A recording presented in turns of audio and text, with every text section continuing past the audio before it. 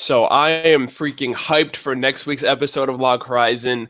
Like, this episode just had so much buildup and suspense to where I'm really looking forward to next week's episode of Akihabara's first official raid, Akatsuki's first raid on top of that, set in Akihabara with the 26 Maidens of Watermaple, which include a lot of the characters that we already know of.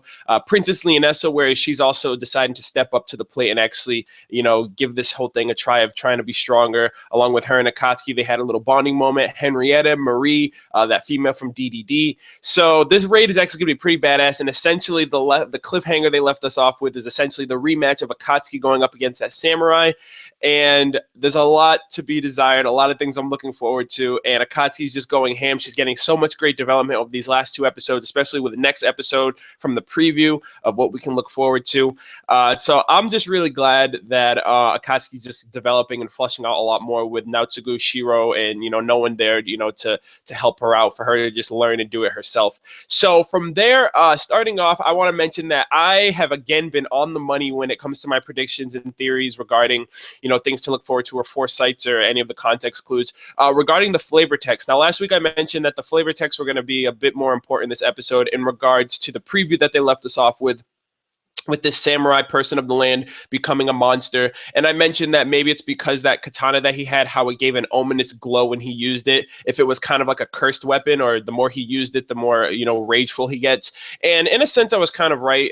We find out that it actually has a raged soul of a former Izumo knight, Rugris, I believe. And, he used to be a really proud warrior, and he got betrayed, to where now that turned into hatred and evil, to where it's pretty much taking over the mind of this person of the land, doing a lot of things for him. And essentially he has like a split personality now. The sword essentially has the will and testament of that person, to where he's controlling the person of the land.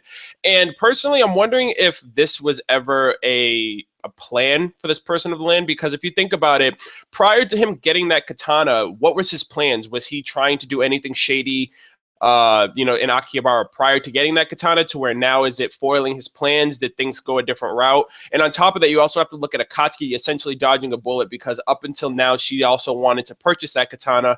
And she also mentioned during the time, she also, had animosity towards Minori, to where if she ended up getting that katana, having that vengeful side of her, along with this Izumo rage spirit, she could have probably hurt Minori, or even her friends rather. So for Akatsuki to end up dodging a bullet, that's really interesting. That's actually really surprising, and it's really lucky that she did. But it also brings up questions of, if that guy didn't get that katana, would he still be doing what he's doing now, or did that foil his plans at all? From there, we also have Akatsuki. Now, the best part of the episode for me was just seeing her training and trying to get stronger, and essentially become an asset to this upcoming raid that's coming underway. Now, she essentially was supposed to end up learning the teachings of, the secret skills that, the one that Shoji used for last episode. And up until now, there's 8 known. And, it turns out by the end of the episode, she didn't end up learning any. And to me, I feel like the teachings are more of a self-taught, like a self-reflective type of skill, where it's more personal in terms of you growing as an individual, of, learning your strengths, knowing your weaknesses, knowing what you're good and bad at, learning your faults and how to overcome them. And essentially, through your faults, you become a better person, you become a better warrior, you improve. And that essentially will probably end up unlocking the teachings for her, because that was something that was heavily expressed of, know what you're good at, know what you're not good at, know your opponent, know what they can do, know what they can't do. If you falter, if you fall back, that's okay. Just learn from your mistakes, and you'll persevere. So to me, I feel like you end up learning the teachings through that method, because not everyone, learns it. It's not something that it can essentially be taught, because if that was the case, everyone would know it, even though it's quoted as the teachings. But it's more of a self-taught type of skill. And based on, and now that we're brushed up on the teachings, I'm wondering if the teaching skills are ocular skills, because from last episode, Shoji used his, which is called the Divine Eye, which gives him a type of preemptive defense mechanism to be able to foresee his opponent's movements and decide to block, evade, or counterattack. And then this episode, we got reference of another person who's a guild master who had the Eye of the Void teaching skill, which gives him a type of clairvoyance ability to be able to see his opponent's HP and stats when he's not physically looking at them. Like, he could be, an enemy could be behind him and he'll already know the stats and HP of the person. So given that these two have ocular skills, I'm wondering if the teachings are all ocular skills or if just these two in particular. But whether they do or don't, it's pretty cool just to know that you know, these are pretty like high top tier skills that can be taught. So from there, we got a little bit more detail regarding this this person of the land and the big threat that he is in terms of turning Akihabara into a battlefield, essentially a full raid zone of trying to take him out. We already know thus far that he has the Royal Guard armor, which is a movable armor, which also gives him the ability to teleport anywhere he wants in Akihabara from the magic circle, to where a strategy that they're going to be using is potentially taking out the magic circle, which Leonessa was referenced, referenced to Leonessa by that Kuni clan member, and that if that barrier goes down, he won't be able to use the armor. However, monsters will be able to infiltrate the city since the barriers are down, and they don't know when they'll be back up. So that's a potential strategic standpoint that's probably going to be a last-ditch effort to take him out. And we find out that his sword, the katana, actually has 3 abilities. One that I mentioned last week, it has freezing damage, where it freezes you and it gives you cold damage.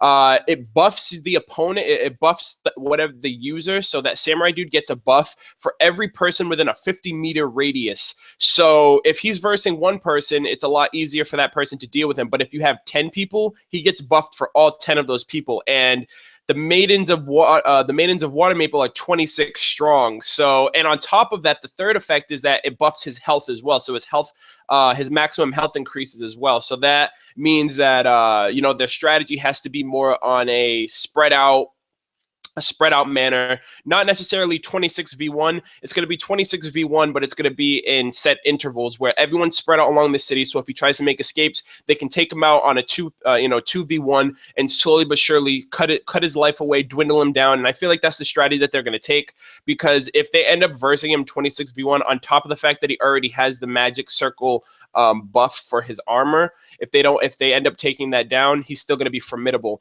So that's another strategy that I'm really looking forward to seeing how they're actually going to go about that, and you know, how Akatsuki's going to play her role. Also, I forgot to mention the fact that Akatsuki got this badass new costume, and I was like, when is she going to get one? Because Natsuko has one, Shiro has one, and it's like, okay, she ended up getting one, which is so freaking sick.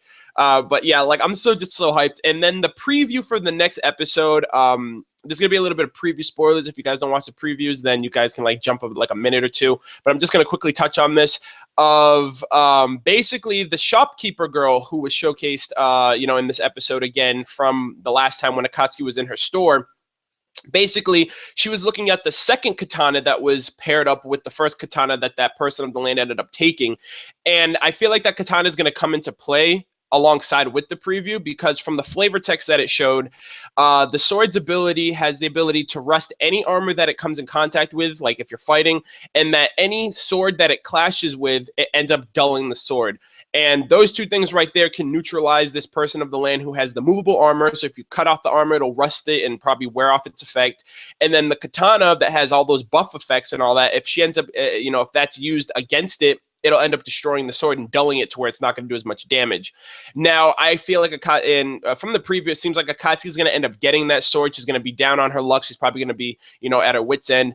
And then this female, this shopkeeper girl is going to give her that sword, buff her up. And I feel like that as well is going to overall lead to Akatsuki learning her own teaching, you know, from her self-experience of having everyone around her, her friends, her allies, and being in this predicament where she has to rely solely on herself unless she's going to end up dying again like she did during the last matchup. But a lot of great things to look forward to. The only thing that I'll mention that we didn't get yet, which I'm looking forward to, is the flavor text description for the scythe that was used on Krusty that spontaneously activated, to where he's either missing or he got killed or he teleported somewhere else. We don't know the intricacies. We don't know the details of that flavor text, but if we end up getting that, we can have some type of idea of what happened to Krusty if the flavor text in the scythe mentions anything about this ability happening, or that the whole situation that ended up happening. And the girl also lost her arm too, so just wondering on all that. But overall, phenomenal episode, a lot of hype, a lot of build up. Looking forward to Akatsuki having a rematch, looking forward to Akatsuki learning the teachings, getting that new badass sword. You know, just so much greatness. And overall, just seeing how this full raid is going to go down, because this is Akatsuki's first raid. So this is an overall experience for her, as well as all the other females of this full raid party. But yeah, that's all I've got for this review. I hope you guys enjoyed it. If you guys did, be sure to thumbs up. Leave me your thoughts on the episode, what you liked about it, or anything that I mentioned in my review. And be sure to subscribe if you haven't already. I'd really appreciate that as well. But thank you guys for checking out this video, and I will catch you guys next week. Take care.